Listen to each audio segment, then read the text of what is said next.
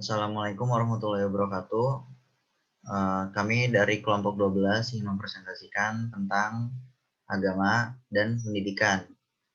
Laporan ini disusun oleh saya sendiri, Reza Fadul Nur Hanafiah Putra, dan Muhammad Nizar Fadilah, beserta Zikri Ramadan. Slide selanjutnya akan dijelaskan oleh teman saya di waktu dan tempatnya dipersilakan.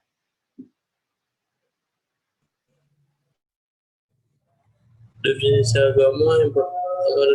agama adalah sistem yang mengatur kepercayaan dan kepribadatan kepada Tuhan yang Maha Kuasa serta tata kaidah yang berhubungan dengan budaya dan pandangan dunia yang menghubungkan manusia dengan tatanan kehidupan. Sedangkan pendidikan adalah pembelajaran pengetahuan, keterampilan, dan kebiasaan sekelompok orang yang diturunkan dari satu generasi ke generasi berikutnya melalui pengajaran, pelatihan, dan penelitian. Di sini ada ciri-ciri agama dan pendidikan.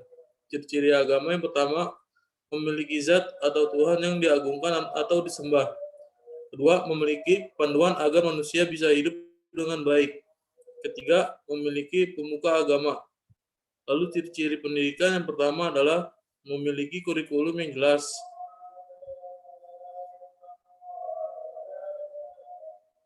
Yang kedua, materi pembelajaran yang digunakan bersifat akademis. Yang ketiga, pemberlakuan syarat tertentu bagi peserta didik. Yang keempat, proses pendidikannya cukup lama.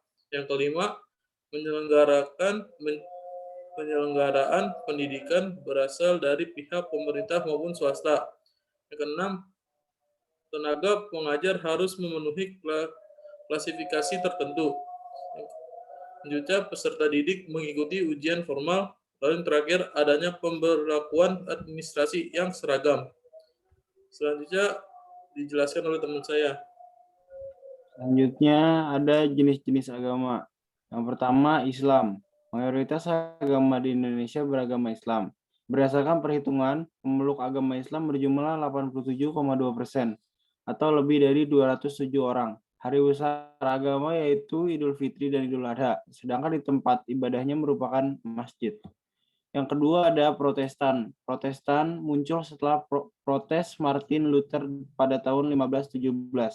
Di Indonesia sendiri, pemeluk agama Protestan sebanyak 6,9% dengan kitab suci bernama Alkitab atau Injil. Yang ketiga ada Katolik. Katolik merupakan salah satu agama di Indonesia yang denominasi dalam agama Kristen. Agama ini muncul di Indonesia saat bangsa Portugis sampai di Kepulauan Maluku. Yang keempat ada Hindu. Agama Hindu saat ini memiliki jumlah 1,7%. Dengan Pulau Bali sebagai pemilik penganut agama Hindu terbesar di Indonesia. Agama Hindu melakukan persembahyangannya di pura. Selanjutnya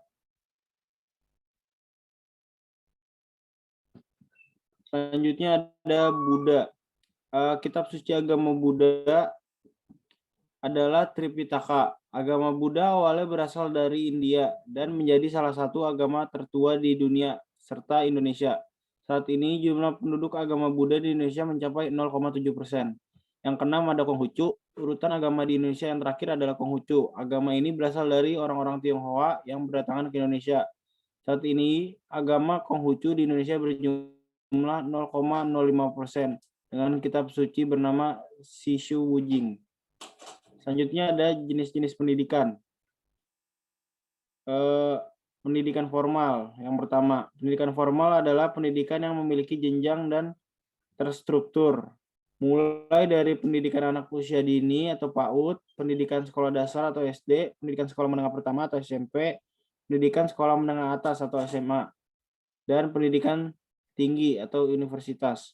Berikut ini adalah satuan pendidikan penyelenggara pendidikan formal. Yang pertama ada TK atau Taman Kanak-kanak, ada RA, Raudatul Atfal, sekolah dasar atau SD, Madrasah Ibtidaiyah atau MI, sekolah menengah pertama atau SMP, Madrasah Sanawiyah atau MTS, sekolah menengah atas atau SMA, Madrasah Aliyah MA, sekolah menengah kejuruan SMK, Madrasah Aliyah kejuruan MAK, perguruan tinggi, akademi, politeknik, sekolah tinggi, institut, dan universitas. Yang kedua ada pendidikan non formal.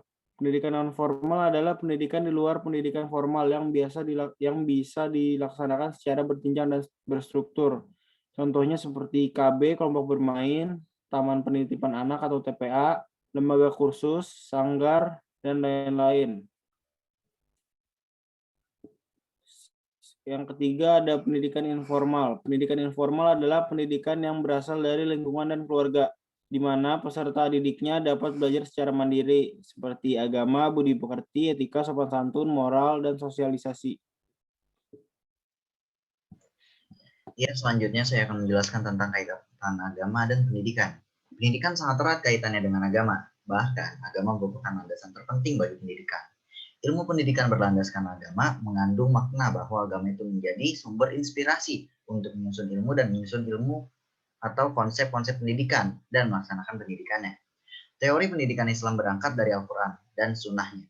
Sehingga ayat-ayat Al-Quran dan sunnah Rasul itu dijadikan sebuah landasan dalam keseluruhan sistem pendidikan. Jika kita mengkaitkan dengan tujuan pendidikan nasional, pendidikan agama merupakan salah satu pelajaran yang diharapkan dapat memberikan kontribusi besar yang signifikan bagi pencapaian tujuan pendidikan nasional. Salah satu tujuan pendidikan nasional sudah tercantum dalam UU SPN adalah pembentukan manusia yang bertakwa dan berbudi pekerti luhur.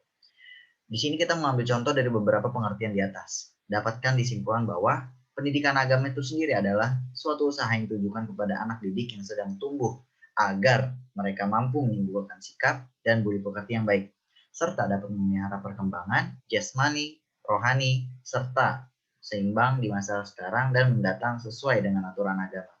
Sekian penjelasan dari kelompok kami. Kurang lebihnya kami mohon maaf. Wassalamualaikum warahmatullahi wabarakatuh.